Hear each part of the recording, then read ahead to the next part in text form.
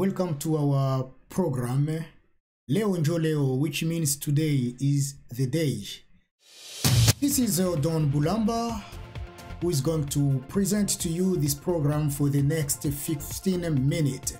So I would invite you to be with us and bear with us this time so that we can share, we can give different point of views, and we can exchange ideas about what has been happening in the Republic Democratic of Congo in matter of day-to-day life.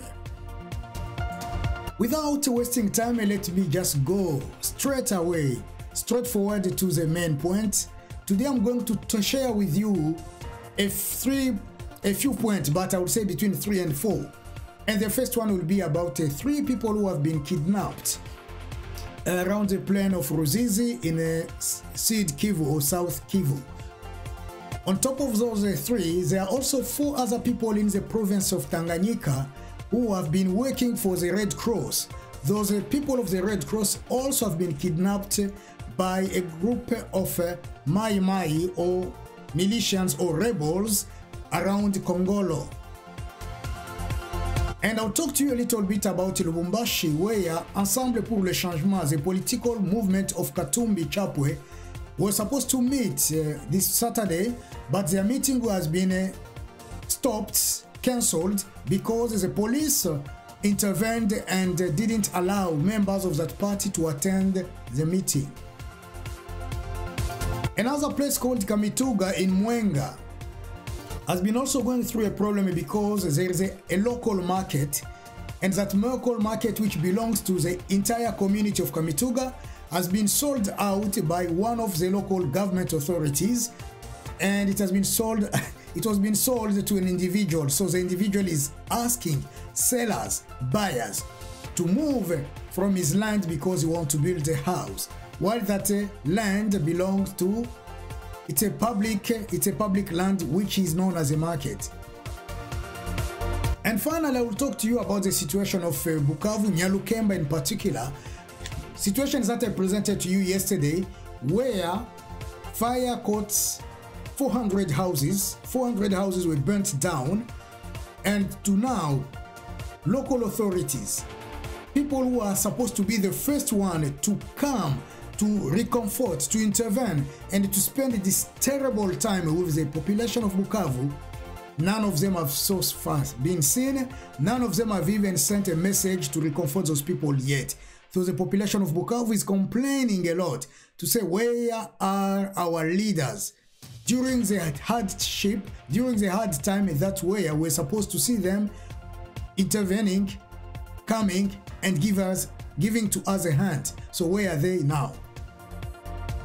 So these are the points that I'm going to develop, and at the end of this small talking, I will pick up one topic that I will analyze, and I will call it maybe information analysis of the day. It will be about the situation of fire in Bukavu. Let's jump to our points. The first point is a kidnapping. 3 people have been kidnapped in the plain of Ruzizi, or Ruzizi. It's just in the province of South Kivu. Those 3 people were kidnapped for known reason. So far, the reason of their kidnapping is not known, but we know that around that area, many people have been a victim of wars or small wars between tribes. There have been several ethnic wars around that area, including Bijombo, where again another war broke down just a few hours ago, between the Bafuliru and the Banyamulenge in Bijombo. And so far, 2 people have been lost their lives on the side of Bafuliru, and 4 villages have been burnt down so far. And to me, that area is really unstable politically, and also unstable morally, I will say, because people who live there, every time they have to fear for their lives.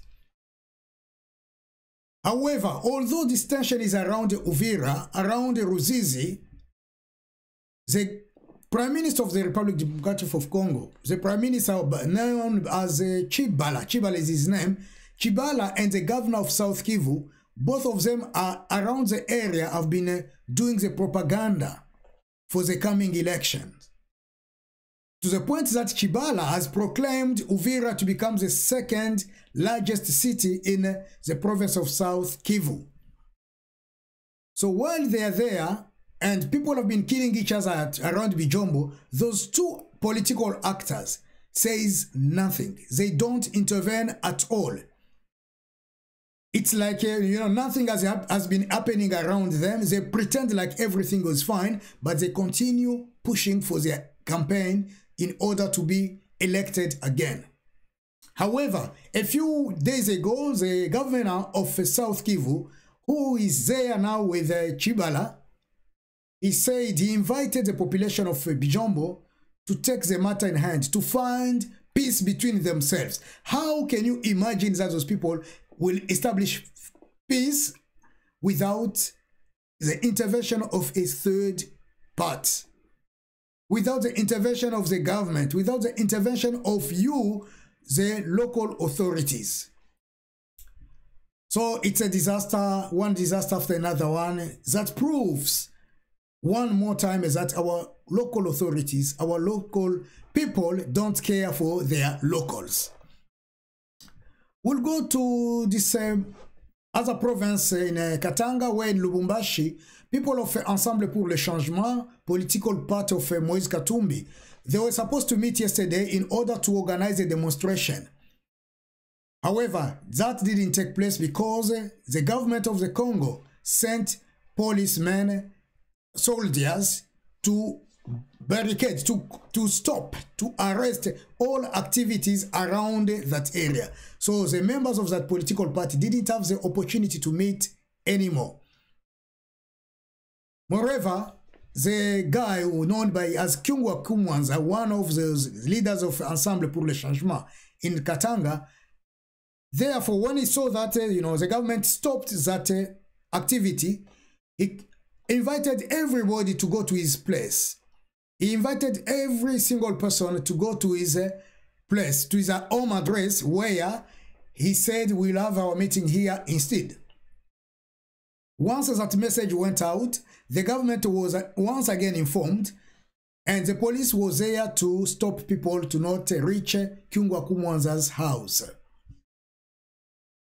In Kamituga, where the government has given since 2006 a portion of land for the local women to start to sell their businesses, thing which is a main activity for most of women there, to feed their parents, to feed their children, to look after their families.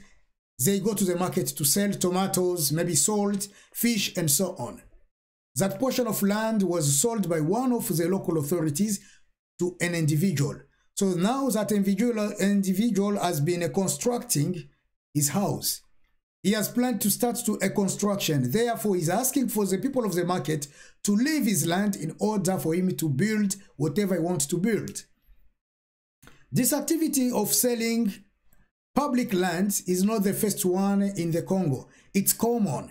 Last time I showed you and I shared with you how cemeteries has been also sold to individuals who will come and remove bodies, remove tombs, remove everything which is about the cemetery and build their houses there, or sometimes even cultivate the land, plant something like tomatoes. And you can see those tomatoes, whenever they harvest, they are really big tomatoes, pretty beautiful to see, and they will take them to the market to sell to buyers. Imagine now if someone will tell you the tomatoes that you have been buying are coming from the cemetery. Are you going to buy those tomatoes? I doubt it. So what I want to say is that those people can only see their interest. They will lose respect to the dead people. They will lose respect to our ancestors. They will lose respect to the land or public places in order to become rich or to put money into their pocket. So this bad practice should stop. We'll go back again to Bukavu, where the fire ravaged NYALUKEMBA and 400 houses were burnt completely burnt down, to the point that nothing was taken away from those houses. A few things which were taken away, most of them also were stolen, as I told you yesterday.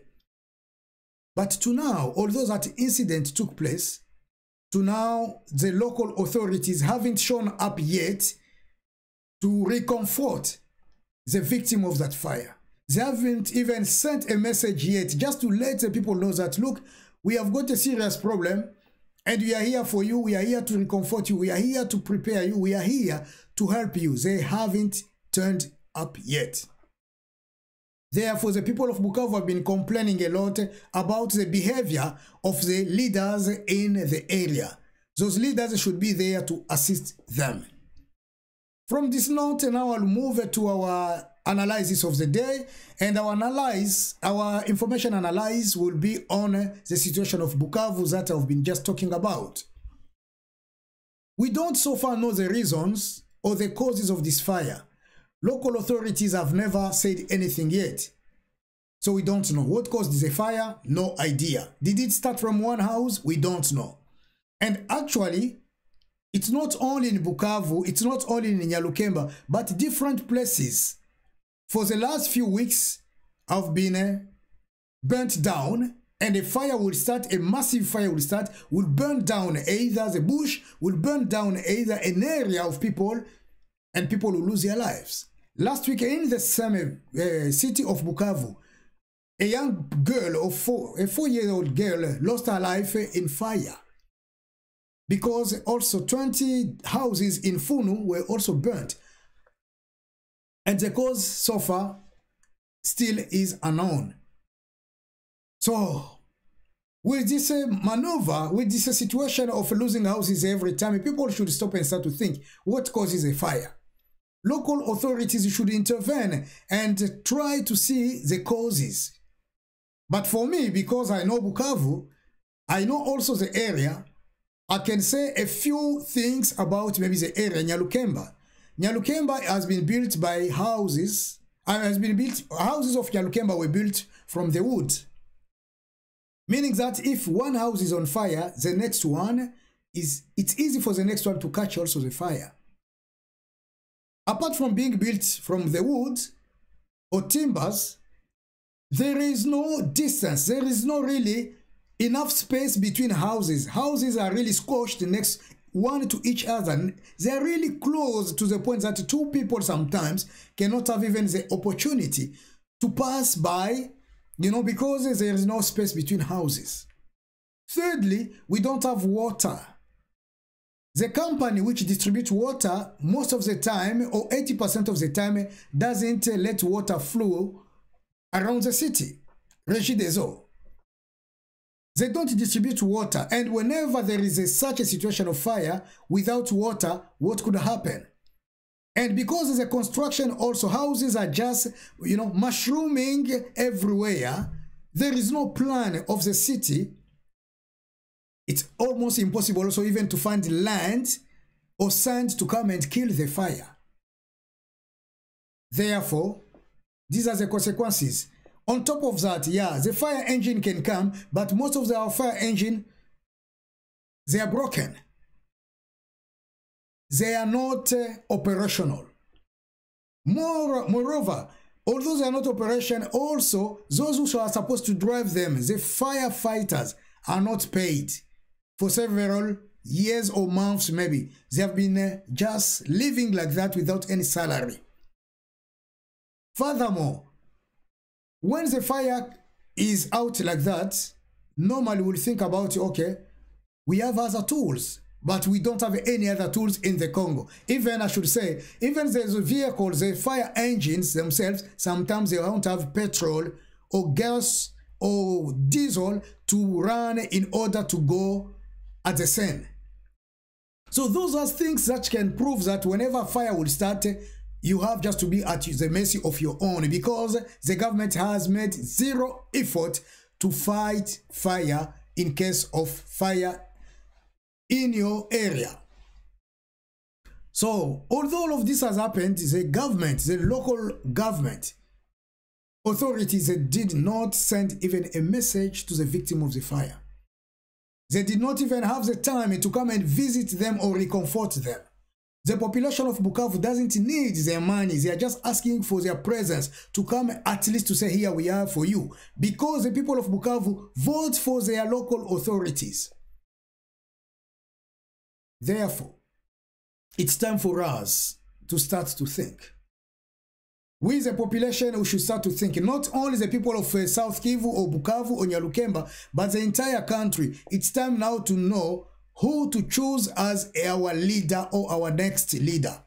Because 99% of our leaders, they don't have their consciousness. They act like people who don't belong to this planet. They don't care. They can only care about their pocket. They can only care about being bribed. They can only care about building their own houses. They can only care about their families, but they don't care about the population. How should we go again? The election is coming soon. I will tell you, I can confirm it to you, the election is coming soon if it will take place. The same people will bring to us sugar, salt, maybe salted fish, maybe they will bring to us, I don't know, some meat. They will come to bribe us and we will vote for them again. Well, just today, they are not present when we have been going through a lot. The governor of this province has decided to spend time with the prime minister doing the propaganda, campaigning for the coming election, rather than being here crying with those who are crying. Last week, when the similar incident took place, in Funu, in Bukavu again, he didn't even send a message to tell the people of Bukavu, I'm here for you, I'm like the father of the province, or I live in the same city with you. Please know that I share this moment, this hard time with you. He did not have that time either. So I would like to say, in short, people of the Congo, wake up. Wake your mind up. Don't only vote for someone because he's your uncle, he belongs to your village, he's maybe a member of your tribe. No. Put that aside and choose the right people who will save you at the right time. May God bless the Congo. Be strong. We share this hard time with those who have been perishing, with those who have been going through this disaster of fire in Bukavu, and other people who have been going through similar difficulties, kidnappings here and there, all over the country. We are with you. We share the same hard time with you. We sympathize with you. We pray for you, and we will never and ever forget about you. May God bless you, our country. May God bless our people. For you, my brother, for you, my sister, for you, my father, for you, my mother, I would say, let us stand together, united, living in the same country, building our mind in the same oven, if you'd like. Again, work together in order to save our nation. And to save our nation, we need our actions. Stand up, bring your action forward. I will also stand up, I will bring my action forward. Someone else will bring his action forward, and together we'll win back our country. We have to pray, that's true, but prayers are not enough. We have also to pass to actions. And our actions are needed in order to save the Congo. Once again, have a good time. Once again, have a good weekend or have a good Sunday, and we'll see you next time. God bless you. Strong will remain our Congo, strong will remain our people, and together we will be called winners. Thank you.